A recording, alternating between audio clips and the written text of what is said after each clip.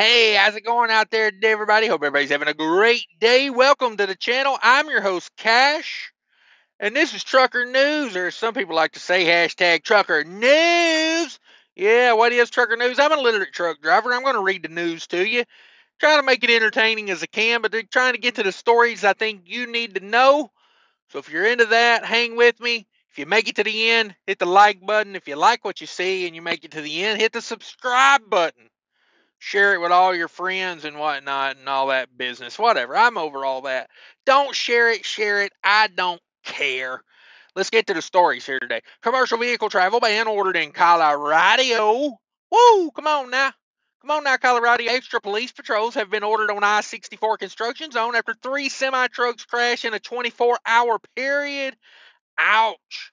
A trucker almost tossed out a $1 million Mega Millions ticket. Not a Powerball, Mega Millions. 7 men have been arrested for stealing $23,000 of vacuum cleaners from a parked semi-truck. Woo, they're going to be door-to-door vacuum salesmen, it sounds like. Driver killed after tripping while trying to stop a rolling rig. Man, come on now. Come on now. I-40 in North Carolina to reopen two-way traffic by January 1st. They didn't say how many lanes. They just said two-way traffic. We'll get to that. Florida company pleads guilty to selling illegal delete tune software to Spokane trucking companies. Woo! That's the stories today. Let's get down with the news. Come on with it. Commercial vehicle travel ban ordered in Colorado roadways. A major winter storm has forced Colorado transportation officials to issue commercial vehicle travel bans and restrictions. On Friday afternoon, the Colorado State Patrol said that commercial vehicle travel restrictions are in place 4 p.m. Friday to 8 a.m. Saturday due to projected extreme weather. If you've been caught in that weather, let me know in the comments how it was, how fun all that is. Can't stand running out there in the winter. Oof. Oof. It ought to pay a lot better out there is what I'm saying. If you're going to be out there in the snow, it ought to pay. The commercial vehicle travel ban is effective for the following roadways. I-70, baby. We knew that was going to be in there. I-25, a 285, US 40, US 6. Man, look it up. The travel bans are probably over by now, but look up those new chain laws. You got new chain laws out there, so be aware of that. Extra police patrol ordered on I-64 construction zone after 3 semi-trucks crashed in a 24-hour period. Lord have mercy. The West Virginia Department of Transportation is warning drivers to expect an increased police presence in an interstate construction zone after multiple semi-truck crashes occurred in just 24 hours. Officials say that from Thursday, November 7th to Friday, November 8th, 3 tractor-trailer crashes shut down multiple lanes of I-64 work zone through Cabell County, West Virginia. The crashes that occurred on November 7th at this time are considered to be the result of driver error. Driver error. As a result of a series of crashes, the Barbersville Police Department to increase patrols in the work zone to deter further crashes. Yeah, how about when you say trucks in the left lane only, you enforce that? That way some jackass isn't trying to pass me when the road isn't wide enough to pass and there's a Jersey barrier on both sides. And for some reason, foot up on the dash wheel, he's got to pass me right there in that construction zone, even though I'm doing the speed limit. You know, I mean, how about we do something about foot on the dash wheelie in general? I'm just saying. They got crashes all up in the construction zone. Pay attention. Put that phone down when you're passing me. And yeah, I've got this thing now I do that really pisses them off. I just ride in the middle of the road. If we're in a construction zone and I don't feel like the road's wide enough for 2 trucks to pass, I just get in the middle of the road. You know, if you wanted to be in front of me, you should have left out sooner. And that's tough. I don't care what you guys say. Leave me a crybaby comment about that statement. Camo. Trucker almost tossed out $1 million Mega Millions ticket. Damn it, I wish this was me. A truck driver won big last month on a ticket he almost threw away, according to the Maryland lottery officials. On November 7th, Maryland Lottery shared the story of an unnamed Anne Arundel County truck driver who scored $1 million second tier win on the October 15th drawing. Whoo! Yes, sir. About ready to throw that ticket out. Luckily. It says, the night before I buy my new ticket, I check the ones that I have very carefully. While I was comparing my tickets to the winning numbers, I had to stop to take care of something in the house, the truck driver said. Due to the distraction, the truck driver reportedly missed checking one of the tickets. Oh my God. The next morning, as the truck driver was about to throw away the last week's bunch of tickets and purchase a new set, a family member offered to scan the tickets with her lottery app as she was being dropped off at work by the truck driver. Woo, man. He ought to give her a little chunk of that. You know what I mean? She saved him. She saved him. He's about to throw $1 million away. Sure enough, the first ticket she scanned in the app was a $2 Quick Pick Mega Millions ticket worth a $1 million jackpot. Hot damn. I like to see my truckers have a come up, you know what I'm saying? 7 men have been arrested for stealing $23,000 worth of vacuums out of a parked semi truck. Apparently, they were going to become door-to-door vacuum salesmen. Maybe, I don't know. What are you going to do with all that? 7 men were taken into custody after stealing a load of vacuum cleaners from a semi-truck parked at a California truck stop. What are you in for? Stealing vacuum cleaners? Wow. Must have been like $1 million. No, like $23,000 worth divided by 7 people. We was each going to walk away with like $3,000. What are you doing with your life? You're in jail for stealing vacuum cleaners? Oh my God, dude, people's poor parents. The theft occurred on Tuesday, November 5th, in the 2900 block of Linwood Road in Barstow, California. According to the Barstow police were called to the truck stop to report of burglary in progress. Multiple Hispanic men were reported to be unloading items from a tractor trailer and packing them into a van. Wow.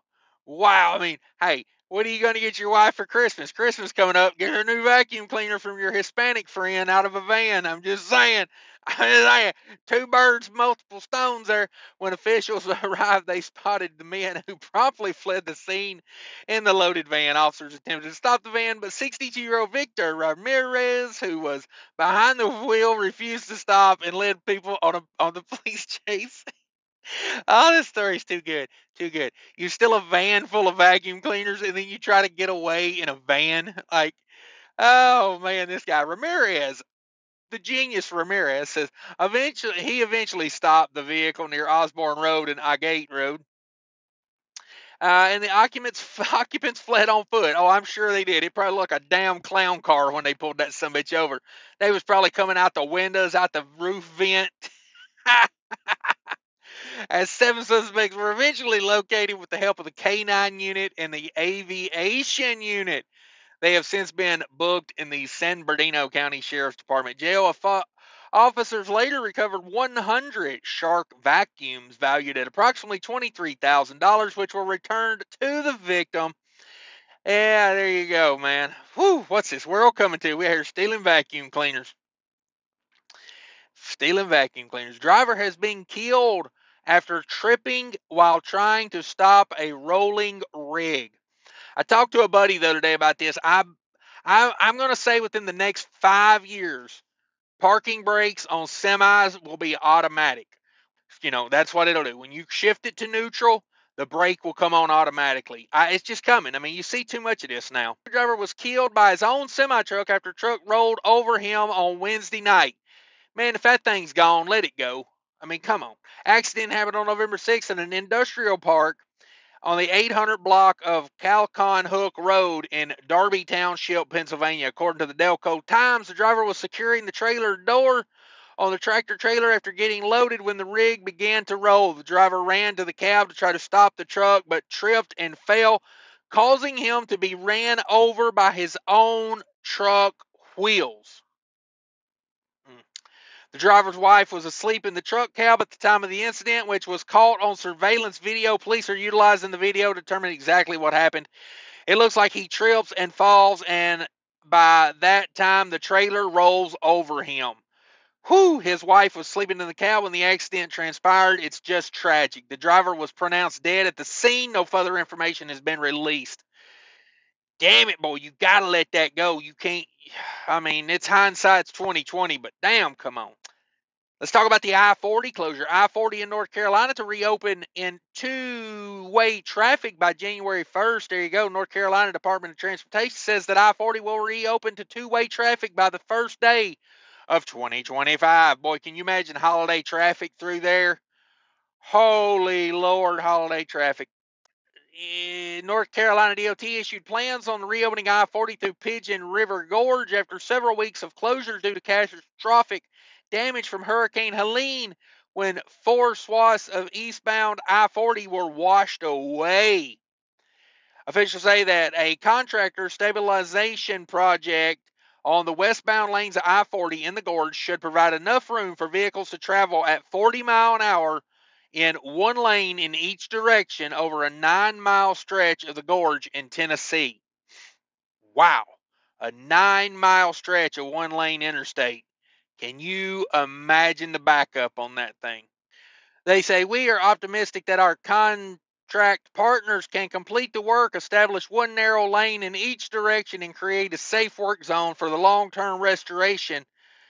Whew, man, that is going to be one hell of a project they got ahead of them right there. I wish them the best.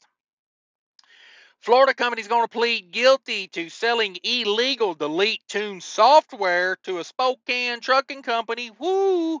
A Florida business owner and his company pled guilty to charges related to selling illegal software designed to defeat emission controls on diesel trucks to trucking companies in the Spokane, Washington area.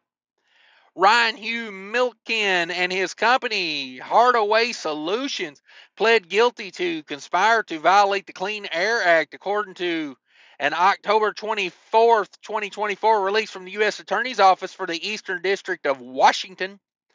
Officials say that between August 2017 and November 2023, Milken and Hardaway created and sold illegal delete tune files designed to disable and defeat required diesel emission controls and monitoring systems. The delete tune files were created for specific customers based on their vehicle specifications, including for numerous Spokane-based trucking companies and their owner.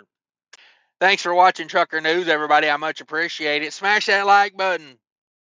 Subscribe. Do all that for me if you could, if you made it this far. I much appreciate it. Until next time, take care of each other out there. Remember, people are more important than trucking. Hi, I want to talk to you real quick about the ES Advantage card. Do you need discounts at major truck stop chains? They got them. Do you need discount on shop rates at TA and Love's? They got them. Tire discounts.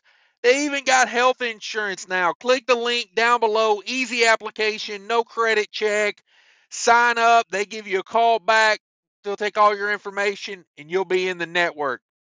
Whoa, we got some pissed off Subaru driver here. Let's hear what she's got to say. Why aren't you following Cash is King on Facebook yet? You're wasting your life. What are you doing? Whew. Man, that was scary. I'm going to follow now.